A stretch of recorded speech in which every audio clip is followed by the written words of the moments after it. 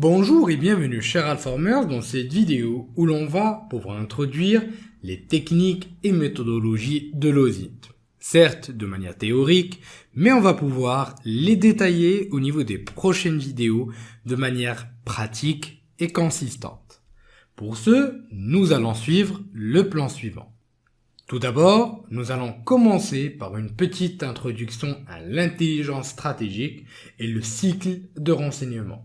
Nous discuterons ensuite de l'OSINT, de sa différence avec l'OSINFO, et nous discuterons des différentes techniques exploitées dans ce contexte-là, ainsi que le défi ultime des techniques de recherche orientées OSINT, qui est la vérification de l'information.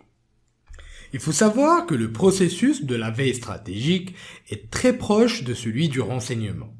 Il est donc extrêmement naturel d'observer un rapprochement entre les deux disciplines, sachant que les entreprises ne disposent pas des mêmes droits que les États et doivent se limiter à obtenir des renseignements de façon conventionnelle. C'est ce qu'on va pouvoir utiliser dans notre cas, c'est-à-dire en exploitant des moteurs de recherche ainsi que des ressources publiques. C'est exactement la même chose que font les entreprises dans leur veille stratégique ou veille économique pour pouvoir analyser les différentes informations, processus, approches de leurs concurrents. Et c'est d'ailleurs une discipline qui fait le lien entre les deux pratiques, c'est-à-dire intelligence stratégique et cycle de renseignement. Ce qui nous fait tomber au niveau de la méthodologie suivante, qui commence tout d'abord par l'identification des besoins, c'est-à-dire la mise en place d'une approche qui va répondre précisément à des besoins plus spécifiques. Dans un contexte économique, ça va être les objectifs d'une entreprise, ça peut être une stratégie, ou par exemple, dans le cas d'un test d'intrusion, des informations susceptibles d'être exploitées par un attaquant. Vient alors la phase de collecte où l'on va pouvoir collecter ces différentes informations à travers diverses sources un petit peu partout sur Internet, c'est-à-dire des sources publiques. On va pouvoir traiter et analyser ensuite ces informations pour pouvoir en faire sortir les plus importantes. Après cela, nous allons pouvoir les diffuser et plus précisément, en d'autres termes, les exploiter.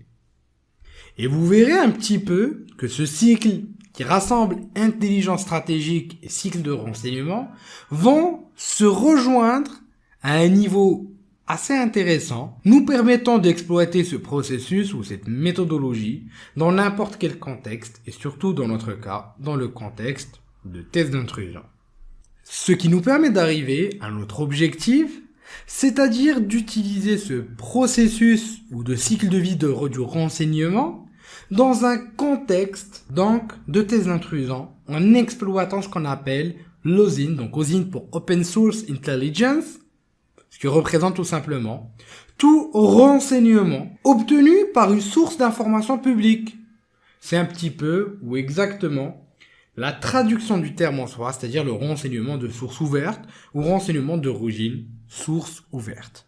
C'est donc une discipline à part entière qui consiste à collecter ces informations ouvertes, mais également à les analyser pour produire des connaissances, des informations ou des vecteurs de décision exploitables par des attaquants dans notre contexte de test d'intrusion.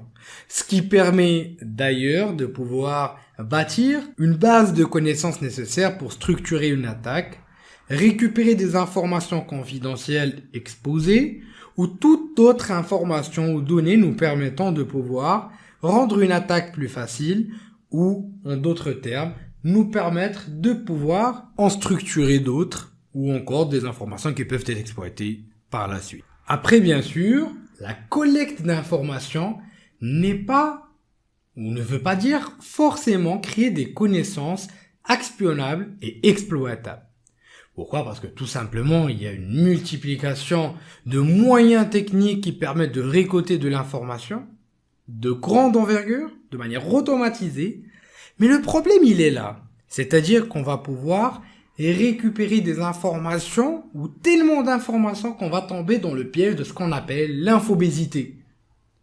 Et à ce moment-là, le plus dur, c'est qu'on puisse filtrer ces informations et les traiter et les analyser avant de tomber donc dans l'OSINT ou autrement dit dans ce qu'on va appeler plus précisément les connaissances exploitables ou actionnables. C'est un petit peu la règle du 10-90. En d'autres termes, c'est 10% des informations récoltées qui vont déterminer 90% des résultats. Et donc le plus dur, c'est comment filtrer ces différentes informations, récoltées à travers diverses sources, afin de pouvoir récupérer une base de connaissances exploitable, et donc c'est-à-dire assez d'informations pour pouvoir attaquer et donc avoir assez de connaissances pour pouvoir structurer une attaque contre une cible et donc avoir des connaissances, ce qu'on appelle donc autrement dit, comme on l'a dit tout à l'heure, des connaissances actionnables ou des connaissances exploitables. Et c'est tout là le principe de l'OSINT. Récolte, analyse, traitement, exploitation, tout en se basant sur une base pyramidale qui est l'analyse des besoins. Après, il faut savoir qu'au niveau du monde de l'Open Source Intelligence, il existe différentes catégories à prendre en considération. Le Human ou l'Intel-Human Intelligence, c'est-à-dire des informations obtenues à partir de sources humaines. On a le SIGINT ou le Signal Intelligence, c'est des informations obtenues à partir de signaux comme d'analyse de trafic, de fréquences, radio ou encore tout autre type de signaux, même sans fil et ainsi de suite. On a l'Imagery aussi Intelligence qui représente des informations obtenues à partir d'imagerie, satellites par exemple ou autres.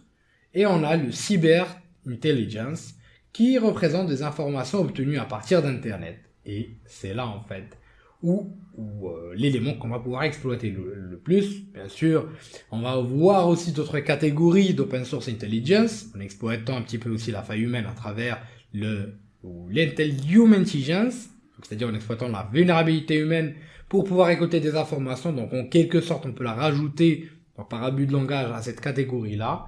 Mais ce qu'on va exploiter le plus dans notre cas, c'est le Cyber Intelligence, qui est une des filières ou un des types d'Open Source Intelligence qui est le plus exploité.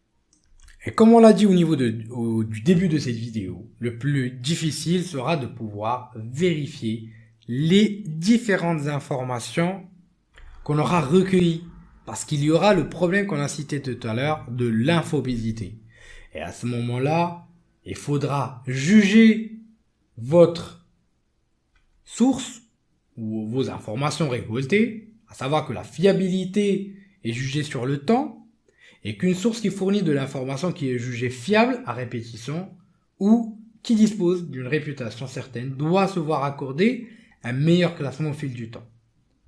Vous devrez donc classer votre source d'information selon son niveau de fiabilité entre A et F, sans oublier bien sûr la crédibilité qui est jugée par comparaison avec le corpus de connaissances déjà établies. Et donc une information est jugée crédible si elle est logiquement acceptée par ce corpus.